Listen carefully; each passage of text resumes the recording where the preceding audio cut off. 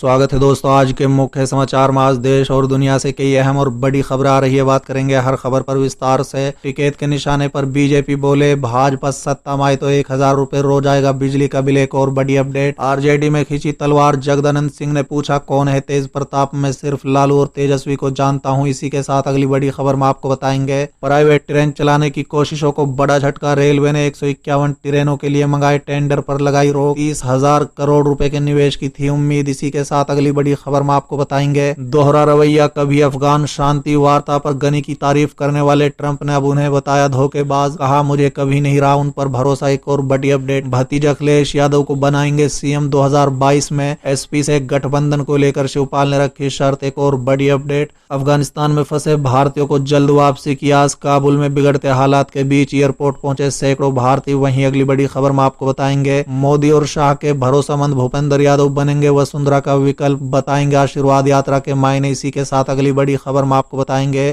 तालिबान ने किया अफगानिस्तान को इस्लामिक अमीरात का गठन का ऐलान। कहा ये देश नहीं बनेगा लोकतंत्र। एक और बड़ी अपडेट। तालिबान के हाथ लगा हथियारों का जखीरा, मिल गई पूरी एयरफोर्स की ताकत। एक और बड़ी अपडेट। हरियाणा में पढ़ने वाले अफगानी छात्रों के लिए रहने और खाने का इंतजाम तुरंत करवाया जाएगा। डिप्टी सीएम का बड़ा ऐलान। तो चलिए देख लेते आज की पहली बड़ी खबर। तालिबान के हाथ लगा हथियारों का जखीरा, मिल गई पूरी एयरफोर्स की ताकत। दरअसल दोस्तों अफगानिस्तान पर काबिज तालिबान ने पूरी दुनिया को सकते में डाल दिया है। अमेरिकी सेना की वापसी के कुछ ही दिन बाद तालिबान ने काबुल पर कब्जा कर लिया। अब तालिबान लड़ाकों के हाथ एक पूरी एयरफोर्स लग गई है। दोस्तों बता दें हथियारों का एक बड़ा जखीरा तालिबान के कब्जे में है। दोस्तों बता दें कि तालिबान के पास एक बड़ी सेना तो पहले से ही थी। अमेरिकी फौज के अफगानिस्तान छोड़ने के बाद तालिबान हथियार के मामले में भी मालामाल हो गया है। 2022 में अमेरिका ने अफगानिस्तान सेना के साथ मिलकर अफगान नेशनल आर्मी एयरफोर्स के नाम से एक एयरफोर्स तैयार की थी। अब इस एयरफोर्स पर तालिबान का कब्जा हो गया है। इस एयरफोर्स में 7,000 से ज्यादा जवान हैं। चलिए अगली खबर। तालिबान ने किया अफगानिस्तान को इस्लामिक अमीरात के गठन का ऐलान। कहा ये देश नहीं बनेगा लोकतंत्र। दरअसल दोस्तों तालिबान के काबुल में घुसने और पूरे अफगानिस्तान पर प्रभाव जमाने के बाद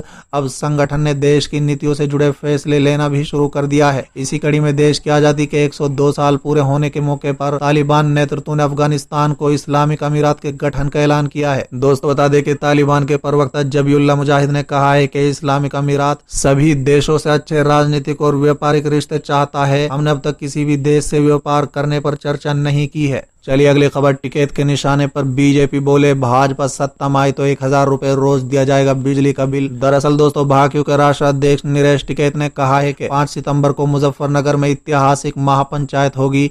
ये किसानों के भविष्य की पंचायत है। सभी किसानों की जिम्मेदारी इस पंचायत को सफल बनाने की है। दोस्त बता दें भेदभाव और गिले शिकवे भूल कर इस पंचायत को सफल बनाना है। टिकैत ने भाजपा सरकार पर तीखा प्रहार किया है। नरेश टिकैत ने कहा है कि यदि वर्ष 2022 में भाजपा सरकार फिर से आ गई तो किसानों को 100 रुपए प्रति घंटा बिजली का बिल आएगा। 1000 रुपए रोज बिजली बिल आएगा। दोस्त बता दे बुधवार को गठवाला खाप के लांग गांव में आयोजित सभा में नरेश टिकैत ने कहा है कि यदि वर्ष 2022 में भाजपा सरकार आई तो किसानों की दुर्दशा तय है। किसानों का साल का 3,60,000 का बिल आएगा। कैसे खेती करेंगे। चलिए अगली खबर। आरजेडी में खींची तलवार, जगदानंद सिंह ने पूछा कौन है तेज प्रताप, मैं सिर्फ लालू और तेजस्वी को जानता हूं। दरअसल दोस्तों राष्ट्रीय जनता दल के अंदर सब कुछ ठीक नहीं चल रहा है। पार्टी के प्रदेश अध्यक्ष जगदानंद सिंह ने तेज प्रताप यादव के करीबी और छात्र इकाई के अध्यक्ष आकाश यादव को कल पद से हटा दिया है। इसे लेकर तेज प्रताप जगदानंद सिंह से काफी नाराज हो गए थे। उन्होंने इसे पार्टी के संविधान के खिलाफ बताया था। अब जगदानंद सिंह ने पूछा है कि तेज प्रताप कौन है, मैं किसी दूसरे को नहीं जानता हूं। उनके इस बयान से बिहार में सियासत गरमाई हुई है। दोस्तों बता दें कि जगदानंद सिंह ने गुरुवार को तेज प्रताप पर पलटवार करते हुए कहा है कि इस तेज प्रताप मैं किसी दूसरे को नहीं जानता हूं। रजत के राष्ट्रीय अध्यक्ष लालू प्रसाद और तेजस्वी यादव को ही जानता हूं। लालू यादव पार्टी के राष्ट्रीय अध्यक्ष हैं। उनके सिवाय कोई मुझसे स्पष्टीकरण नहीं पूछ सकता। तेज प्रताप के मामले पर जगदानंद ने कहा है कि छात्र रजत का अध्यक्ष बनाने की जिम्मेदारी मेरी है। चलिए अगली खबर। प्राइवेट ट्रेन चलाने की कोशिशों को बड़ा झटका। रेलवे ने 151 ट्रेनों के लिए मंगाए टेंडर पर लगाई रोक। 30,000 करोड़ रुपए के निवेश की थी उम्मीद। दरअसल दोस्तों भारतीय रेलवे की प्राइवेट ट्रेनों के संचालन की कोशिशों को बड़ा झटका लगा है। रेल मंत्रालय ने ने 109 रूटों पर 151 प्राइवेट ट्रेनें चलाने के लिए मंगाए गए टेंडर पर रोक लगा दी है। दोस्त बता दें, निजी क्षेत्र की ओर से प्राइवेट ट्रेनें चलाने में ज्यादा रुचि न लेने के कारण मंत्रालय ने ये फैसला लिया है। मंत्रालय के एक वरिष्ठ अधिकारी के मुताबिक प्राइवेट ट्रेनों के लिए मंगाए गए टेंडर को पूरी तरह से निरस्त कर दिया गया है। अब पूरी प्रक्रिया दोबारा से की जाएगी।